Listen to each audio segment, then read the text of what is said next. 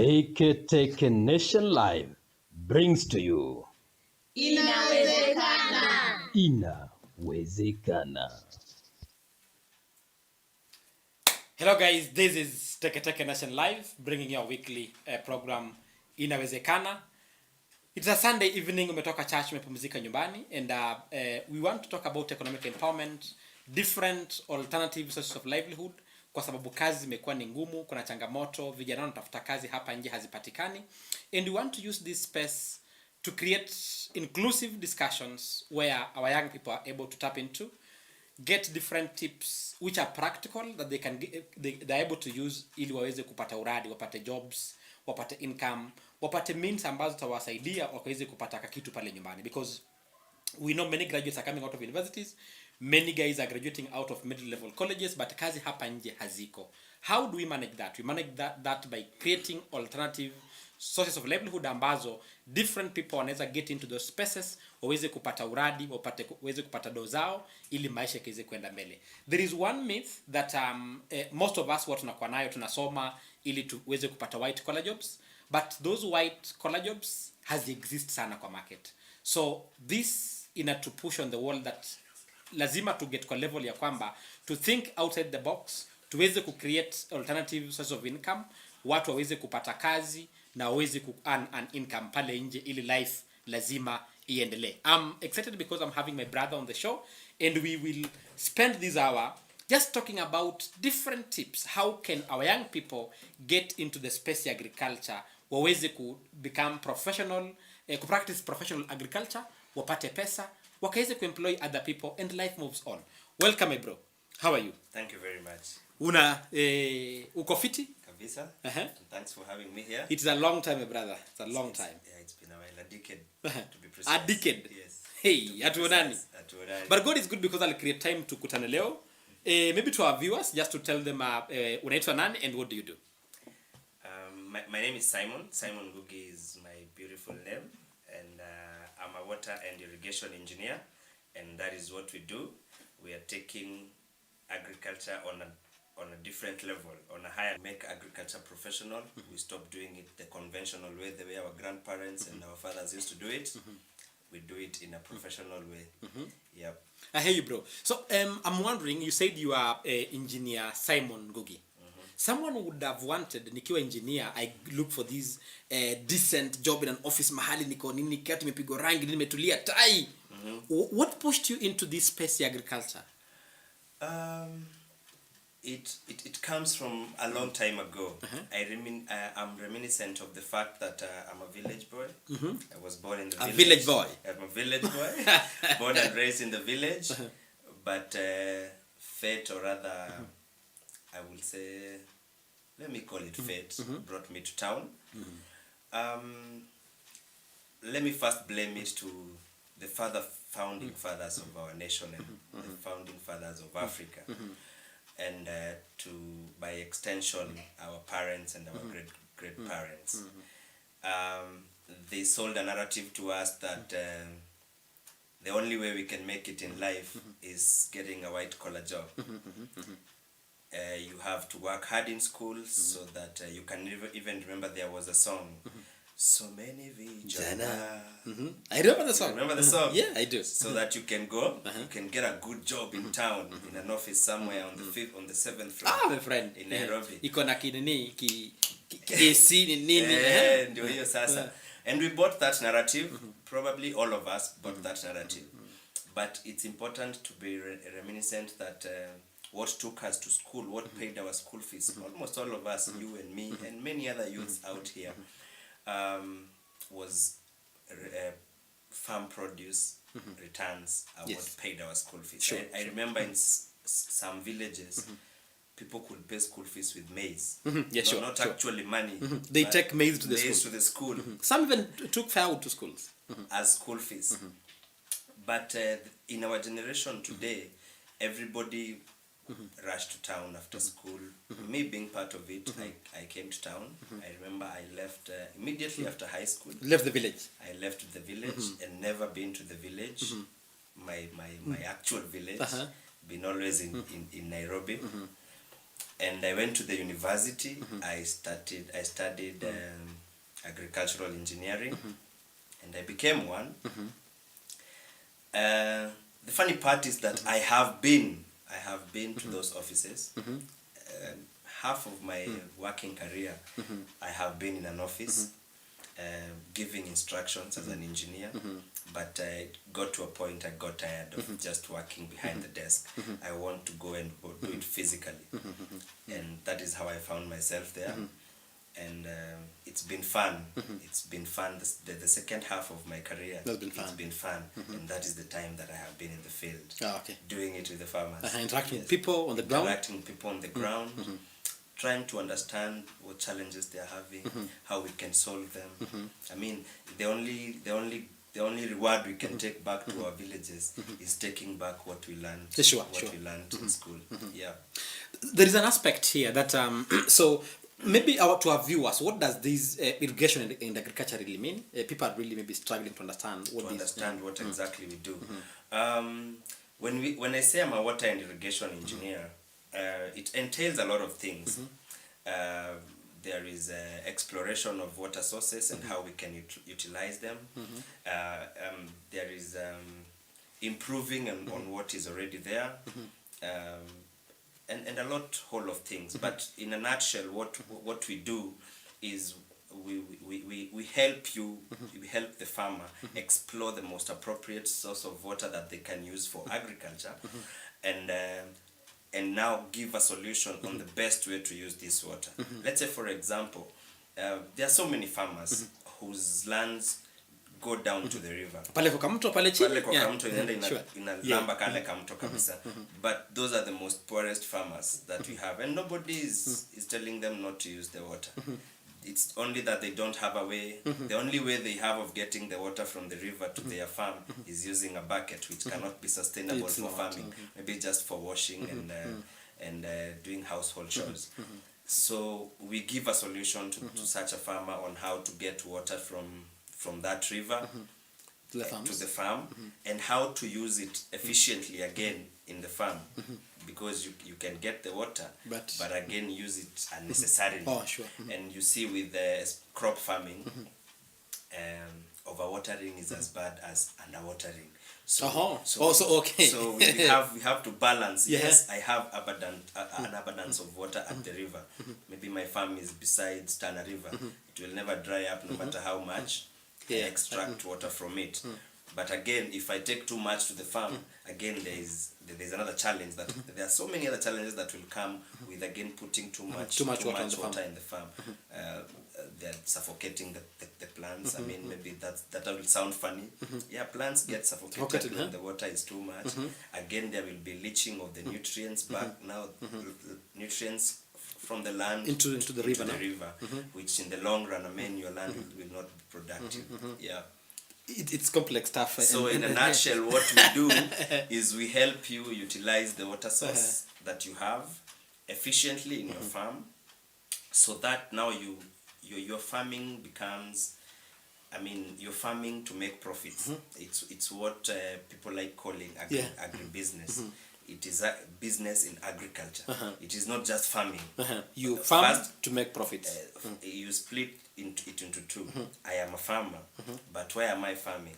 As a business, and that is the most important thing. And right now, maybe the farmers we left in the village, they are just farmers. They're just farmers. They are not business farmers. Yeah, they are busy farming, but they're not making money. I get you. Yeah. So, guys, we are on Teketeke Nation Live. This is a weekly program which we do on Sunday. It's called Inawezekana, and why we do it is to provide a space whereby we are able to discuss different practical ways that our young people are able to tap into, waweze kukuwa in a position to earn a living. Getting an income at the end of every month si kitu rahisi. And as most of us migrate from rural areas, umetoka Kamega, umetoka Tana River, umetoka Garissa, you came to Nairobi or whichever town you are in because unatafuta that kupata job. But tumekuwa crowded in a way that villages ziko empty, mashamba hazitumiki, all of us tuko hapa kuhustle kutafuta vitu ambazo ni ngumu sana. So I'm here with my brother, Engineer Simon. He's going to break it down to us to understand what can we do within mashamba zetu kule nyumbani. Baba yako akona shamba 2 acres nyumbani ambazo na life fallow hazitumiwi. Are you able to tap into that space uweze kupata an income? Badala kujazana hapa, twende home. You mentioned something, my brother, about all of us moved from different villages to kuja Nairobi because of schooling. Then after schooling, our curriculum imetu mold in a way that all of us ni kusoma, upite exam, upate a white collar job. 7th floor na AC. Anniversary towers. Imekuwa challenge.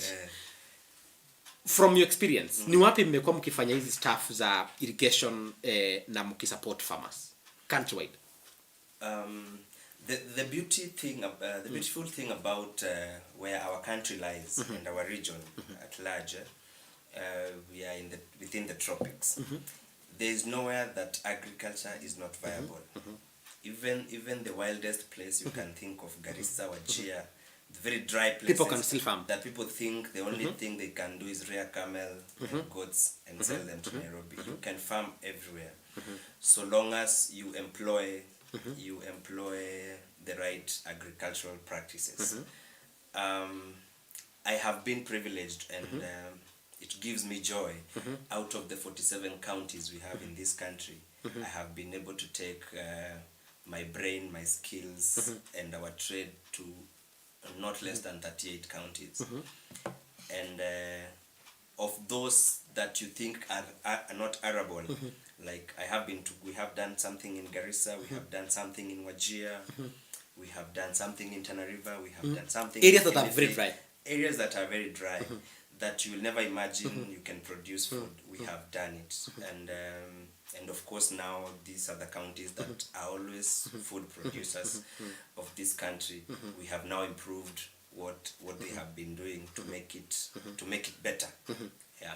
And also to make it. So you mentioned something about the many farmers, even the counties that are producing food. People are doing agriculture just for the sake of it. They're not making money out of it. Yeah, just because it's like a tradition. It's like waking up in the morning and brushing your teeth. Yeah. That is what people are doing in our farms. So wako busy but hawako kwa business. Wako busy lakini hawako kwa business. Because you look at somebody with a 2-acre farm and trying to produce maize out of the 2-acre farm. And doing it poorly. So per acre, the best maybe they will get is 12 bags or 10 bags. So that is a farm with 20 bags. If you look at the farm inputs that they have put in that 2 acres, and the money they'll get from selling the 20 acres, the 20 bags, 20s, they are worlds apart. I mean, they are in losses, but they don't know. Mainly because farm inputs ni pole pole. Today it will ask you for fertilizer. Tomorrow it will ask. So don't realize. Tomorrow inataka kupaliliwa. You get 3 guys there they palilia. In the long run, and again poorly, we don't have a culture of keeping records. So you'll be excited by that small lump sum you will 20 get. bags, 20 bags, 3,000, 3,000, Mzana sumbua shopping center. Exactly. Ampata 60,000. But if he kept record, and if he was advised to keep record of every expenditure from land preparation to putting the crop down to now again kupalilia, top dressing, nini, madawa. At the end of the day, he has spent over 100,000 on the same piece that he's very happy with the 60,000. I mean, it's a sad state of affairs. And that is what we are trying. That is what we've been trying to do. I mean, we just don't come and put irrigation to your farm and leave. I mean, we try to advise you. Again, I will tell you, is it viable to do wheat in 1 acre? Yeah. It's not viable. The cost, the opportunity cost, the return on investment is almost zero or negative. Yeah. So just to understand, if farming, if it's done properly, it's a lucrative deal. Absolutely. And I will give you very many examples. Some of the most industrialized, or rather the economic giants of the world are in farming. I'll give you an example of Israel. Israel's backbone of the economy is agriculture, because they do it professionally. They have invested so much on it. The best irrigation technologies, the best farming technologies, the best seeds, the best dowers. Everything they come from Israel. They've come from Israel. Come back home, come closer home. These people who the people who lead us, the people who are supposed to drive the agriculture narrative, and happen to be the richest people in the country, are farmers. The farmers. Let's not be ashamed. Let's mention the president of the country. He's one of the biggest farmers. He's in dairy farming. We drink his milk almost every cup comes from his farm. He's a serious wheat farmer. I mean, look, give me another example and I will tell you that the deputy president is a chicken farmer. I mean, why is he not encouraging people to go to farming? So our leaders have let the nation down. And if we could put in best farming practices in our farms, it is lucrative. Kenya will never go hungry. We will boost our economy. We will improve lives, and the entire nation will be happy. We will be a happy nation. Would be a happy nation. We'll be a happy if nation. the moment we've eaten and we are full, all these malnutrition Malnutrition there, issues. so we'll be good to go. From the lowest person. So when every day I hear about the bottom up approach, I want them to start with the farmer. Oh, okay, yeah. Because that is the most bottom that you can go. Yeah. Then tukuje kwa biashara. Now, there are many young people wenye bado wanaenda, wengine wamesha graduate, especially now with COVID. There are many young graduates out here hawana kazi, but wao, they still look at agriculture kama kitu chafu. Hiyo shamba nini, hiyo msai hailewi, hajachanuka. Do you think there's a problem with the young people, or they just don't know? Sometimes I don't like blaming them. So let's pardon them. We go back to the history of the nation, where ulikuwa usome uende upate kazi. Yes. Na sisi wote tulisoma tupate job, lakini sasa ni jukumu letu kujiuliza mbona tusirudi kwa haya mashamba tuliacha, because I know people who have left tracts and tracts of land back at home. Nothing is happening because now the parents have aged. Everybody is in Nairobi, and the worst part is that many of us are sending money back home. Wanunue food wanunue food na kuna shamba imekatwa hapo, ngedhia inawaangalia tu. So it is very unfortunate. But again, now you see, you can't expect your aging parent to soil their hands wakifanya job kwa shamba. Wameshazeeka, they've done their part. Ni time yao ya kupumzika, tuwalishe. But mbona ukuje town ulipwe 40,000 per month to take only 5,000 back in the village to buy your parents food, while you can do something where they are. They be your caretakers actually. They get food from there, and you as a person, you make 3 times of what you're earning in Nairobi with a lot of hustle, morning traffic, waking up at 5. Air pollution, ngeta. I mean, we live in a bad society. They say Nairobi is overrated. Nairobi, it's actually overrated. Nairobi is so overrated, and I would want us to start this journey and drive it. People go back to the village, because there are so many. Let me talk about those who are already here in Nairobi, either working or seeking jobs. Those who are seeking jobs, I will just advise them to borrow transport and go back to the village. Those who are working, I will advise them, don't quit your jobs to go to the village to start something you have not done before. But take one serious step and start doing something at the village, at the rural farm that you left. I mean, it is very easy for you to be traveling every other weekend to go and do something for yourself at the farm. Then eventually you grow it to something that is, you grow it to an agri-business venture, Then you can now leave this shamba la mawe and go back to the village. The real shamba. And you see, by doing that, if you had something to do in the village every other weekend, I will not see you kipiga sherehe huku. Just piga sherehe. Friday na Friday jioni unakimbia shambani. You come back on Sunday evening. With fresh food and nini. Will even be healthier. Yeah, and you see, farming is therapeutic. I mean, growing something from a seed, one seed of nyanya, inamea, inakuja inatoa manyanya mingi. I feel nice. It's a good feeling. It's therapeutic. It's like seeing your kids grow. And you see now these are kids growing fast. You are waiting for your kids to grow for 20 years to make you proud. And this gives you joy in 3 months. Joy in 3 months. Do it. Thanks, bro. So, to our viewers, this is Teketeke Nation Live. We are on Inawezekana. We are just talking about youth and agriculture. Vijana tuko hapa nje. We are busy looking for jobs hapa nje kama ofisi. You want to get into an office, ulipwe mshahara yako, ukwe na AC na kiti inazunguka hivi. But is it really sustainable? Unaweza pata hiyo kazi ama to compete hapa nje sana, but there is space pale nyumbani mahali umetoka where you can go back farm and still make the same amount of money or even more than what you're making in Nairobi kuna ngeta, kushida ya maji, rent, kuna air pollution, all this traffic jam, all these challenges. Uko pale nyumbani mshahara, things can work. And now with the devolution, things can even get better. Just to mention, we are being sponsored by Teketeke Solutions. It's a courier company in Nairobi. Wana pick parcels na kudeliver mahali ambapo unawatuma within Nairobi. They have got a good rate card. Ukizungumza na wao, there is a telephone number ambayo inakimbia pale chini kwa screen.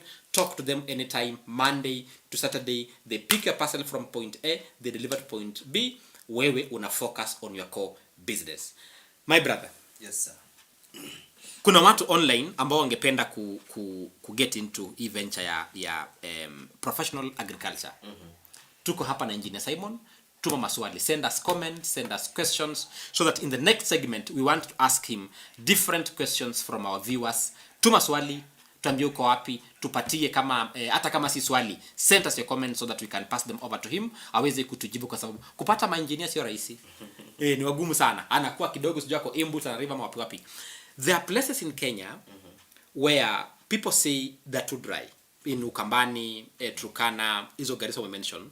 So there could be young people when you wanasema, yes, you are talking about something we can do. But within the areas we come from, maji hakuna. How can they still get into this space? Yeah, it's true. There are places you will say there is no water. But what I usually say, there is nothing impossible.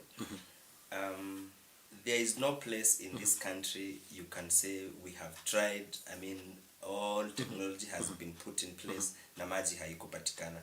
We are again lucky to have a very good water table under our soil. You remember sometimes back when the oil exploration started in Turkana, it was found out that there is a lot of water in their water, their aquifers down there. They have a lot of water. And it happens to be so in the most dry places. Sure. The most dry places, their waters are shallow. Somewhere like Ukambani here, if you were to sink a borehole, you won't go far. Go like 70 meters there, you have a lot of water. While where I come from, in Nakuru, which is known to be agricultural, wheat producing and barley producing, our aquifers are more than 200 meters down. So there is nothing that is impossible. Where to start is this. Don't think about it too much. There are some people who went to school for that. To think about it. Talk to them. Talk to the experts. Talk to the experts. Because if you went, you did Bachelor of Commerce. Why stress your head with how to get water? Ask someone who is in that trade, who is doing that job. And well, that is something that the government should be doing. But unfortunately, the parastatals that the institutions that are given the mandate to do that, they are either sleeping on their job or they don't want to do it. Unfortunately. Because you remember when we were growing up, there used to be agricultural extension officers. Yeah. And they were very many with motorbikes running around our farms for free. They come and test your soil. They tell you, and now this ng'ombe of yours need this and this and this. Nowadays, right now, if I can tell you, because it's like that project was stopped, and where we left it, the current extension officers, I can tell you, they were old wazes that used to run around our villages in motorbikes. Then they were young, but they are still the same guys calling themselves agricultural extension officers. One thing that is wrong about that, they want us to practice ancient agriculture, because agriculture that was practiced in 1980 when I was born, it cannot be the same agriculture that we're practicing today. Number two, the population has grown. The population, when the population grows, the population of farmers also grows. Currently, with the data that I have, I might be slightly off, the ratio of an extension officer to number of farmers is 1 to 1,200. One extension officer serving 1,200 farmers. That means if an extension officer was to visit a farm every day, for him to come back to your farm, it will take him 3 years. We're talking about those are 6 seasons without an extension officer in your farm. So I will just ask the nation, instead of giving us the big macroeconomic kind of they start small. I mean, you went to Galana Kulalo, you failed desperately. Those resources that you took to Galana Kulalo, promising the nation sufficient food for the nation, why not use the same resources? Employ as many agricultural extension officers, vet professionals, agronomists, agricultural engineers. Employ them and release them to the farm like bees. So see the magic. Kila village na hiyo team. There is an agronomist, there is a soil expert, there is a water engineer, there's a vet. I mean, that village will be self-sustainable. They will never need the government to feed them with maize from Galana Kulal. That is one thing. So those who are watching us and they have a challenge on how they can get the water, talk to experts, and we are there, and we are many, especially now that there is this wave of the youth embracing agriculture and modern agriculture. There are very many service providers around. Just do your due diligence. You know the right person to work with. Let them, spend a little money on them to go and explore for you the opportunities you could have. And they will advise you. They will advise you whether you can survive with the little you have to produce something, so that you get money now to invest on the on the because of like now, if you told someone to sink a borehole, it's expensive. It's expensive, but there could be a way anaweza maneuver the water challenges in the area kidogo yenye ako nayo na manage. Kuna wenye hata wanalima na maji ya kuletewa na punda and they're making money. Yeah, I know of mzee from in my village. He has a farm. The river is a little bit far. He has never had enough money to get the infrastructure to get water from the river. He uses a borrowed tractor. So every once in a while he gets a tractor, which either he borrows or maybe ana fuel. Of course, atakiborrow utaweka fuel. Anaendea maji kwa mto, anaweka kwa tank hapo, anafarm nayo ikiisha. So there are many ways you can always maneuver, kwa sababu irrigation is not the main thing in farming. There are so many other things, and I think you'll give me kidogo time to at least to break it down for them, where they need to start. Before you kimbia kwa shamba, of course kuna ile kuna mwongozo. Kuna mwongozo inafaa kufuata, sio kukimbia tu kwa shamba kimalenge. Lazima kuna mwongozo atafuata polepole. Apige hesabu. And now irrigation actually comes maybe third, or even fourth. The source of water comes it's like the third thing to think about. Okay. So there are many young people, for instance, wenye wanaweza kuwa wako na interest to get kwa space. So maybe as they think about it, what are some of the challenges that farmers are already experiencing out there? In farming, there are so many challenges.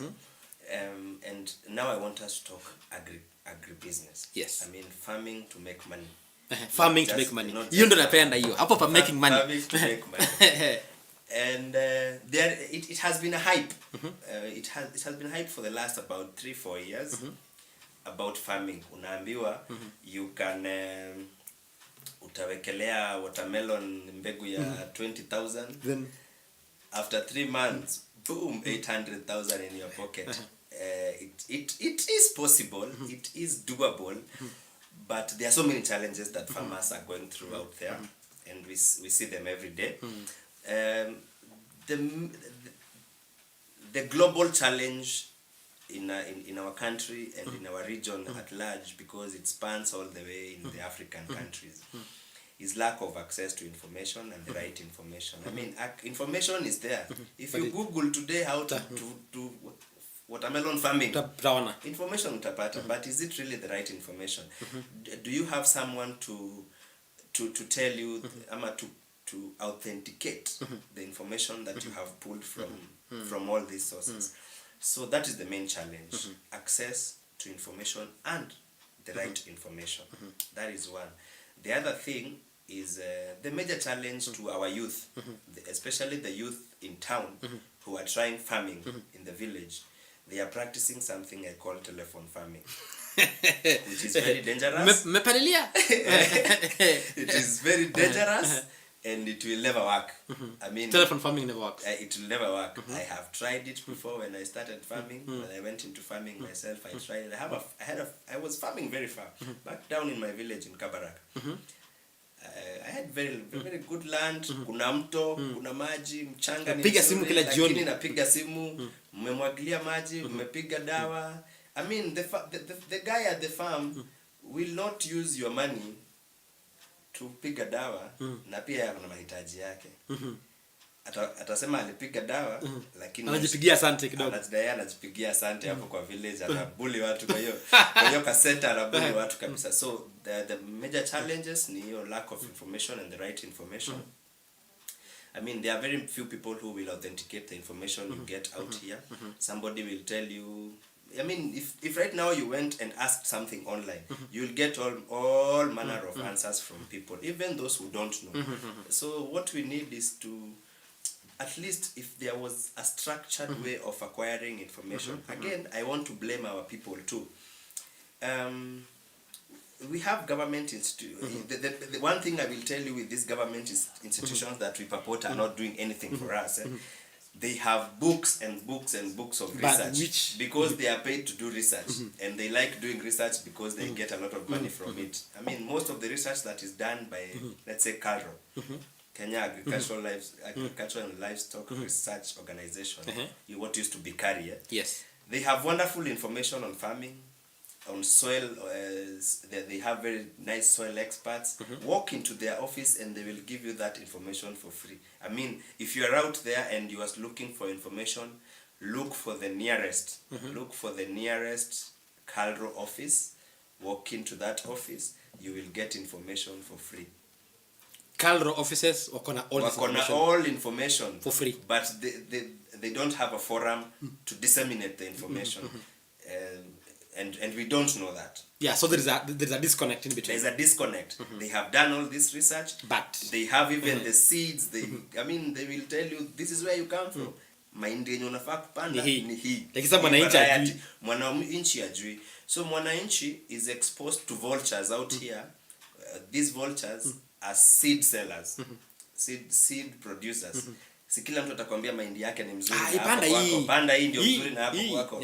So since some of us are not very reachable, because our platforms could be small, hatuna the muscle to spread this information.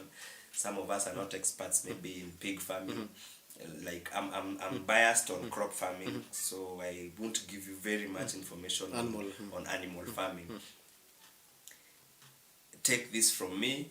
Walk into any CALRO office, get the information that you need for any kind of agriculture, because CALRO does both livestock and crop farming. Waingie huko waombe hiyo information. Wakikunyima hiyo information, pigieni Teketeke wanifikishie hiyo ujumbe. Wende wachukulie. Niende niwaambie, nijue ni nani amekataa kupeana information. It is there available for free. Yes. Hello guys, this is Teketeke Nation Live. The program is Inawezekana. Tunazungumza tunazungumza kuhusu mambo ya agriculture and the thing is this, vijana hapa nje kazi imekuwa hard, but kuna spaces ambazo tunaweza get into ambazo ni space ya agriculture.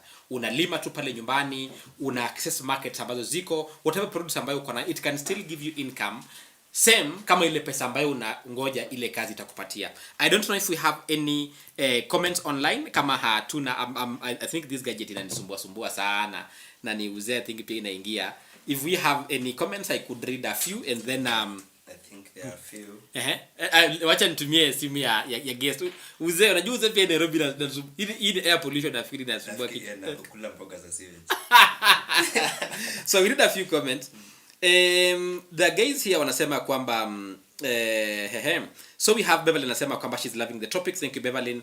I hope you talk a little about hydroponics. You have an idea about hydroponics? Nimesoma somo ndele kidogo. Absolutely. So we'll briefly talk about hydroponics.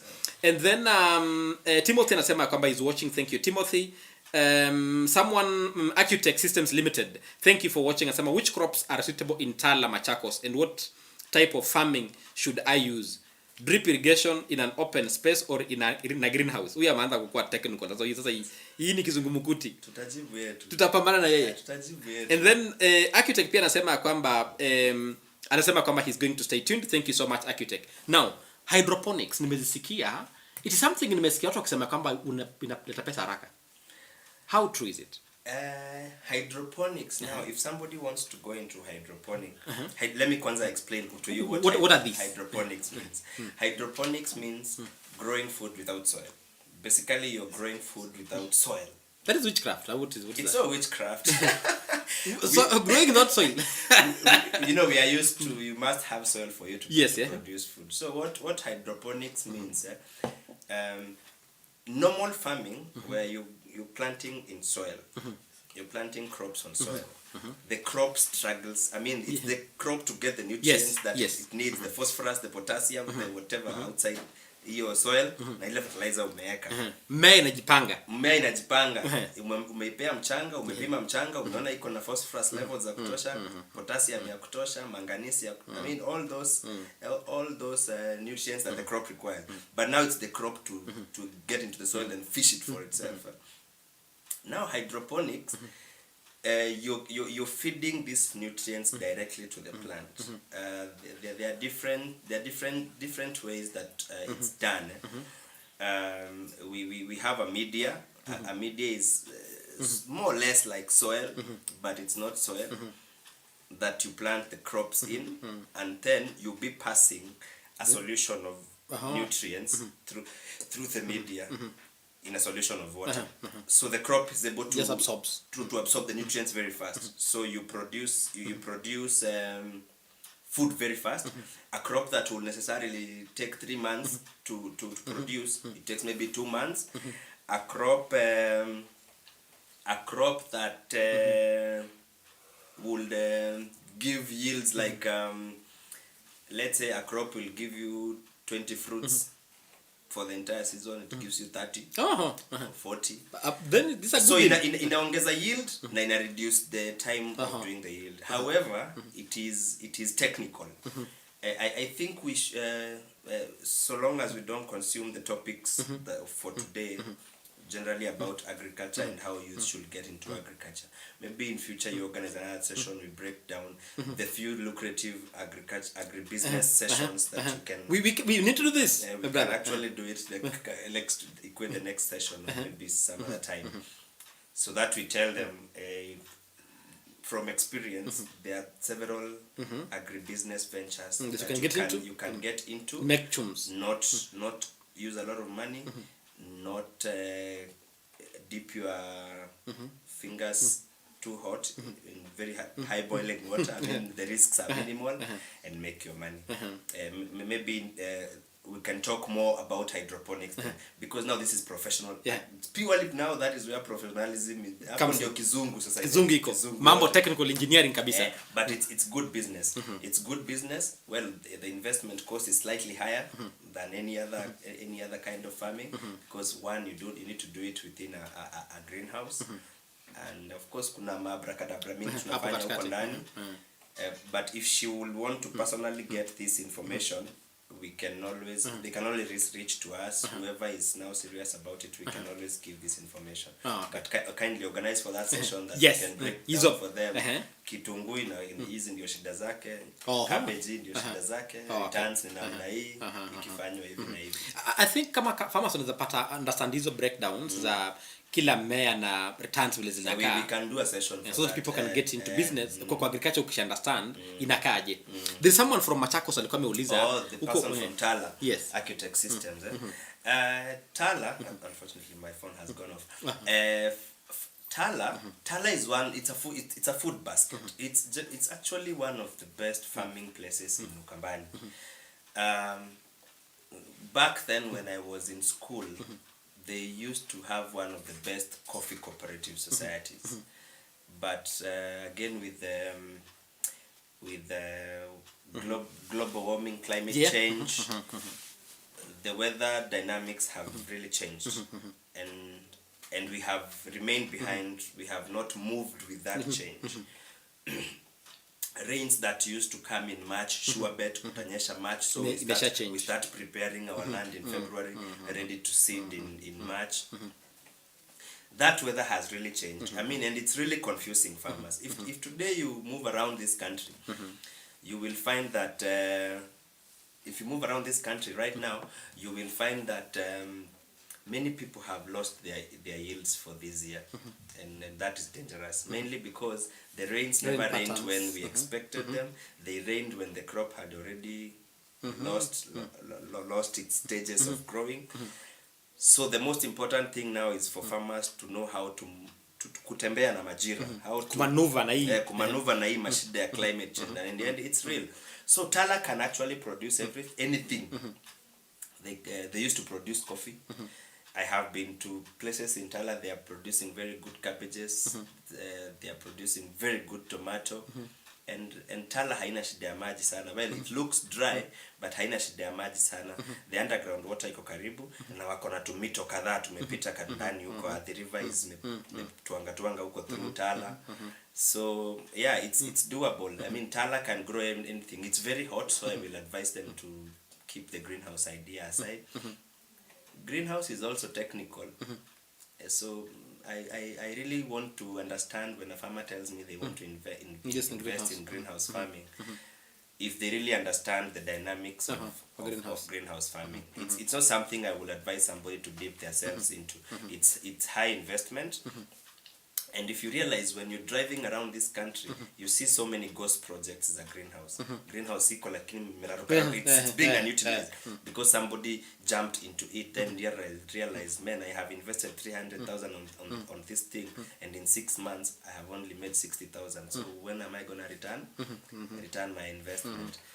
And if investment on farming does not give you a return on investment within 1 year, then you went somewhere wrong, because every crop within 1 year, unless you're getting into is it perennial, zile crops zenye ni za muda kama kahawa, kama mandizi, kama avocado, maembe, but these other crops kama haijakurudishia pesa yako within 1 or 1.5 years, then there's somewhere you went wrong. Yeah. Just to check, vijana wale ambao wangependa ku get into farming, na maybe wako na challenges in terms of capital, just starting small, wanafaa wafikirie pesa kama ngapi? Because watu wanaogopa, nasema hii kitu nitaka domo. It depends on how big you want to go. I mean, with farming, the best thing with farming, you can always start somewhere and then grow it pole, as you learn the tricks. As you learn the tricks. Again, it's not advisable that somebody leaves banking akuje awekelee 10 acres ya nyanya na hajaifanya tena. Trust me, atachoma. Vile tu ulisema inachomanga. Farming inajua kuchoma na inajua kujenga. I mean, it can make you poor, it can make you very rich.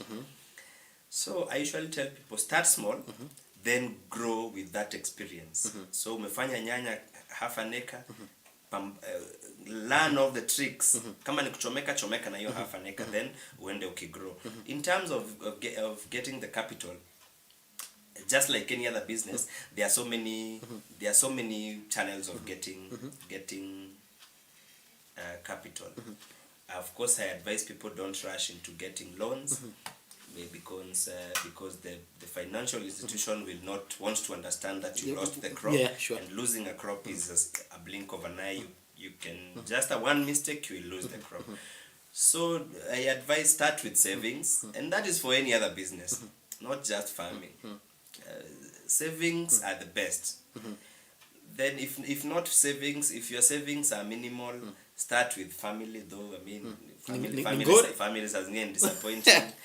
I mean, you can always talk to your mzee if he's well off, akuwekelee unataka kufanya hivi, niwekelee 50,000 nifanye hivi. I mean, family comes second.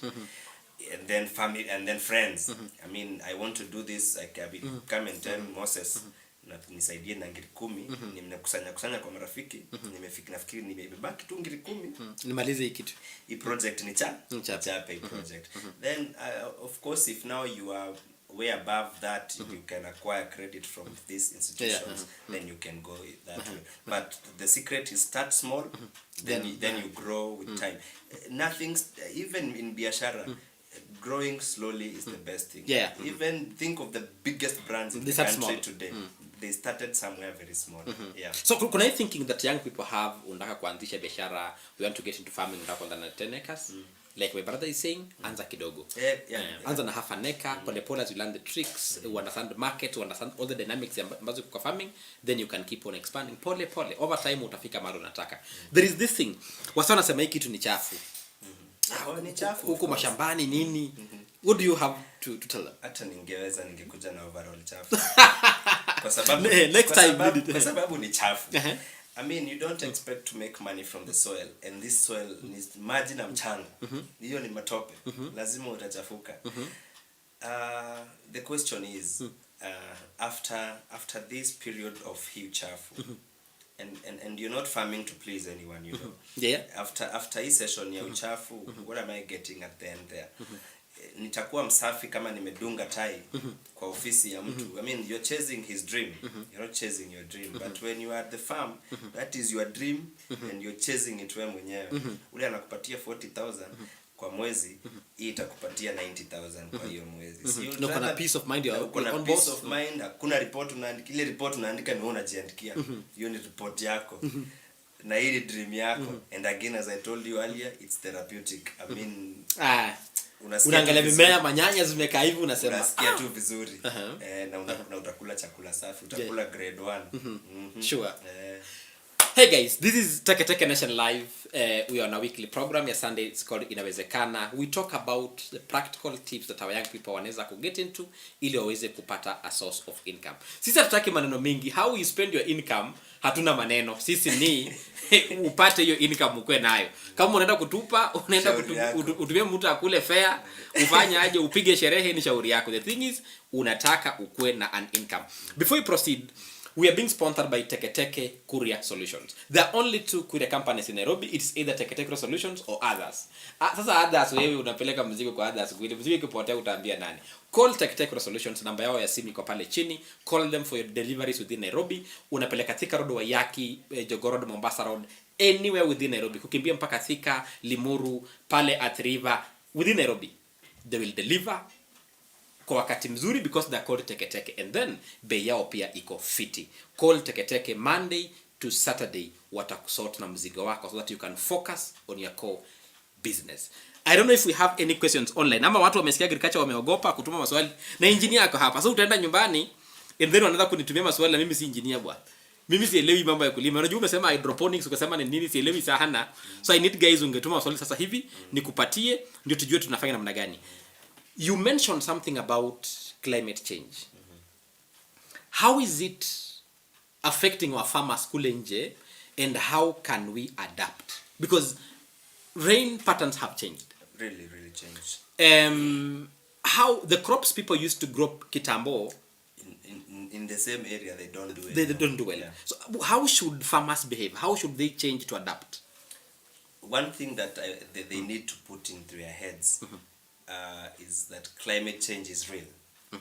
Climate change is real, and it has really changed the farming narrative that we used to have. I like talking about where I grew up because I grew up in a farming society. and not the really subsistent farming. At least it was commercial farming. And we used to produce, I saw produce dwindling over time.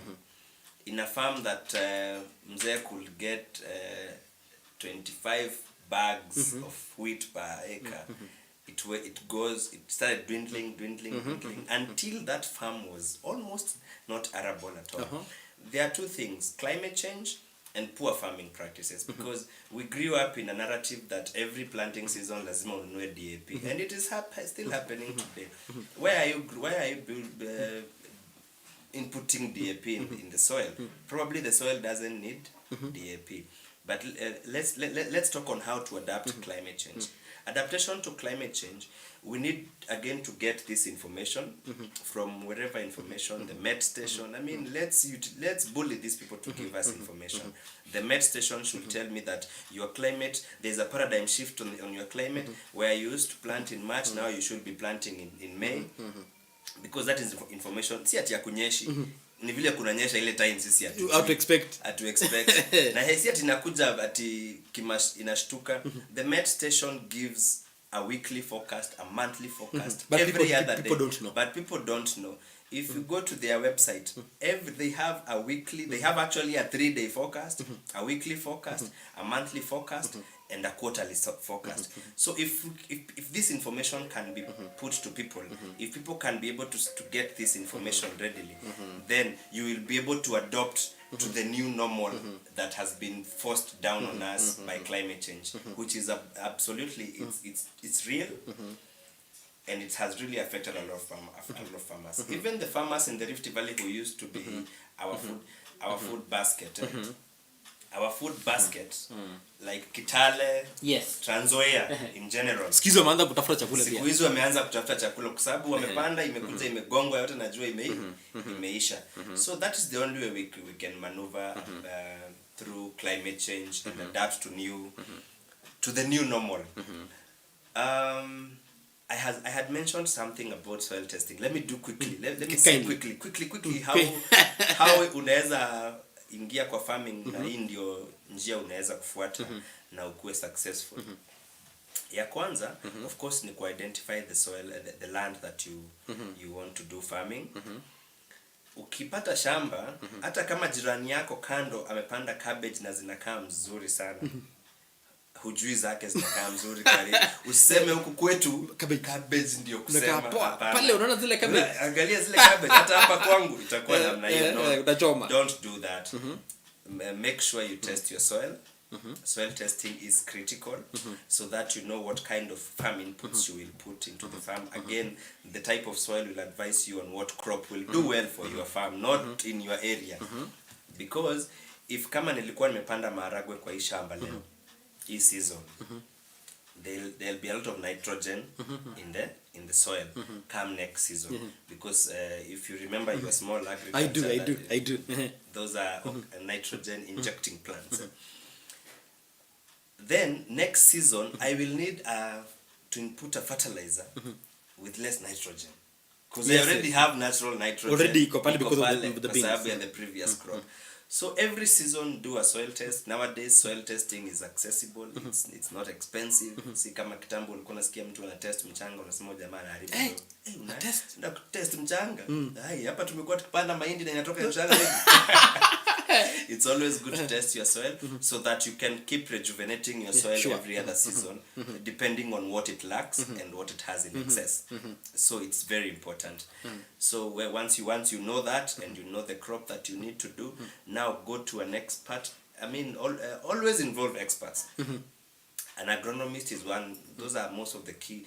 One of the key experts in farming, in crop farming, ni agronomist, because he will guide you through the crop from the beginning to the end. Just do your due diligence. Ujue kwamba hiyo siku wako unajua Moses anaweza sikia nimesema mambo ya agronomy, ajue iko na pesa, aende ambie mkulima I can take you through this. Mimi ni kitu naielewa. Nitakulipisha 150,000 consultants for the entire season. Then Moses fikas katikati akute mimea zimepigwa na baridi, hajui solution, atoke Teketeke. Yeah, sure, doka Teketeke. No, wewe unapiga Teketeke bandite. So it is important to do it with that structure professionally.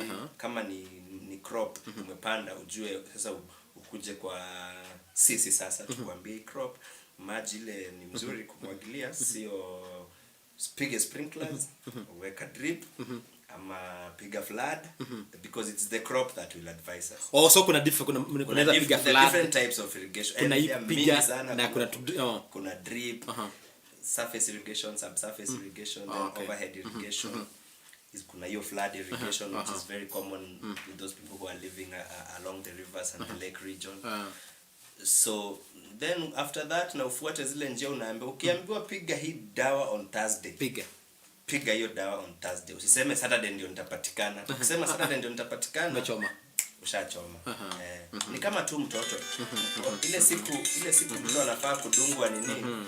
Ile siku mtoto anafaa kudungwa chanjo. You don't postpone that day, right? Yeah. Huwezi postpone chanjo mtoto. Pia crop ni hivyo. Pia mnyama ni hivyo. It doesn't only happen on crops, even on your cattle, your sheep, your pig. And we will talk about all those when we come here. We'll tell pig farming is lucrative. What are the challenges? Of course, don't go do pig farming in Wajir. Kanda ya Mos. Utauzia lali. Yeah, so I think now kwa hii period ya COVID, there are many people when wamekuwa affected business wise wanasema mtumba ni ngori ama, so in terms of the agricultural sector, how has COVID affected it? I really don't like indulging into COVID affecting business because it has affected everyone. And when a problem is global, it is not a problem. When it has affected me, it has affected Moses, it has affected the other person, then that is it's a normal. I mean, that we are equals now. We are equals. Ile shida anakula mimi nakula. So I don't really like indulging in the problem that COVID has posed. Well, it is important to note that it has really posed a lot of challenges to many businesses, and agribusiness being one of them. Like this time that we had cessation of movement, it was very difficult to move produce from, well, they were essential, you could move your produce, but getting the experts, the agronomists to come to your farm was almost impossible. So it has affected everyone. Some negatively, some positively. There was a time the onion farmer in the country during the COVID period made a lot of money because walisema kitunguu was scarce, and again there was a narrative kitunguu na mandimu. There was wakati ndimu ilikuwa inauzwa 150 per kilo. Hata tumekunywa ndimu. Yeah. So it may affect watu in so many ways, and that's why I'm saying let's not really let's deal with COVID. COVID is here to stay. Let's not whine too much about it. Let's adjust to the new normal, the new ways of doing trade. Kitambo, if I had business in Malindi, I will do work here in Nairobi until 5 in the evening. Niingie basi ama niingie flight nianguke Malindi. Saa hizi ikishafika saa 4 movement hakuna. So I have to change, nita travel kesho. So that's a wasted day for me. So it is just how to know how to live with it, how to deal with the situation, because it's affecting everyone. And when something affects everyone, then it's a new normal. Tuna accept hiyo si problem tena, ni to deal nayo na twende mbele. Oh, okay. So as we come towards there is someone here ameuliza kitu about onions, kama zinaweza fanya vizuri Tala, Kangundo. Onions. There are so many people farming onions in Kangundo. Of importance, as I have stated earlier, let's test your soil. It's a good region, it's a dry area. Onions do well in less moist soils with good drainage, and Kangundo has that. So it can be done. Kangundo and Kajiado share the same mchanga ni same, na pia ni naitwaje, na pia the climate is almost the same. So of importance ni test mchanga yake, so that I input the right farm inputs, and I get the best variety of onion to do in that region, depending on the soil. Kama soil yake a little bit acidic. Kuna onion yenye ina do well kwa hiyo type of soil, kuna yenye hai do well in that kind of soil, yeah. So it is doable. They can grow onions in Tala or afuate hiyo mtaratara. Oh, mtaratara. Now, looking into this camera, talk to our viewers, young people out there ambao wana struggle, wanasema kwamba hakuna job, wanasema kwamba wanangoja serikali isaidie. Talk to them. How can they get into this space so that we tap kwa hii income ambayo inaweza patikana within the agricultural profession? So to every youth out there who is struggling to make a living, of course there are youths who are making a living. There are those of you who are making a living from your employment. I mean, you are lucky you got a good white collar job and it's paying you well. For those who are struggling and are passionate about farming, karibuni kwa shamba. But number one, you have to change your mindset, change the narrative. The mindset that agriculture is for poor people, agriculture is dirty, agriculture doesn't make money. That narrative you need to shed off that narrative. Once you change your mindset, now with all that we have said, with all the advice that we have given in this session on how to go about it, how to get land, and I know most of us can access land back in their ancestral homes. Come get the right professionals, ingia kwa shamba, do it the right way, and trust me, you will thank me one day. Yep. Watarudisha mkono waseme ile jamaa. Waseme alisaidia sana. Alisaidia sana. Thank you bro. Nashukuru sana for getting time kukuja kuzungumza na sisi, na to our viewers I know ya kwamba itawasaidia. Those guys who will keep on listening to the stuff we've discussed here. If watapik one or two things they're able to do, especially watu ambao tuko hapa Nairobi, una hustle, hakuna uradi, uko Nakuru, uko Eldoret, vitu as workout, this is something you can take up uende nyumbani, ancestral home. Kuna shamba fulani eka 2 eka 3 ama unaweza kodesha hata shamba na uanze kupiga agriculture kulipa shamba home. Kodesha eka 1 I think in the village in Kamega ni kama 2,000 per year. You can imagine entire year for an acre. So ukipiga uradi fiti, then it's something that can pay you. So to our viewers, thank you so much for finding time to listening to us. Thank you also for sharing in your comments. My last words are that inawezekana. Get out there, wacha kuketi, usikue comfortable mahali uko. Jichallenge. Kuna wase wanapiga wamesoma engineering, wameacha kwa ofisi, wameacha kuvaa tie, they've gotten into the field, they're doing this, which means it is possible. Enda nyumbani, Garissa, Busia, Kakamega, Kitale, wherever you come from. Jaribu something that start with 1 acre, 2 acres, 3 acres, pole pole, things will work out. You'll be able to make your own money, eat healthy food, be at peace. Na umesema kwamba lastly agriculture iko therapeutic. There's nothing as good as therapy. Therapy ni tamu. Thank you so much guys. See you on Sunday hapa kwenye Inawezekana. Bye bye.